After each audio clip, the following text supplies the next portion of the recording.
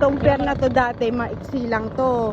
Tapos naalala ko dati, dito lagi talaga mga tambayan ng mga nagde-date kasi pag gabi dito mahangin. Tapos alam mo na, pag madilim, ginagawa silang mga milagro pag mga gabi. Kasi madilim eh, dito sila nagde-date.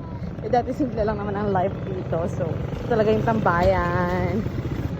So, dito masarap tumambay. Kakain ka ng balot or any snacks. Sa kwentuhan with friends. Ganyan. Hi, bitches! Hello! Yan si Ate Jean and may mga, ayan, mga cousins. This is the bunker. Magpapabalot siya. Ate Sabina is there. Marites. Usap-usap na sila. Ito na din yung Jonas. Ayan na din ko. Kailangan ng calculator. Magkano ba? Mga Marites! Lola Wilma represent!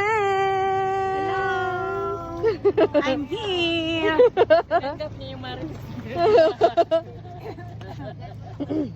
Ginabin na kami. Sinitignan lang namin. Hindi ako matatakot kasi sanay na ako niyan. Sige nga te, tumalon ka nga. Tumalon na yung oras.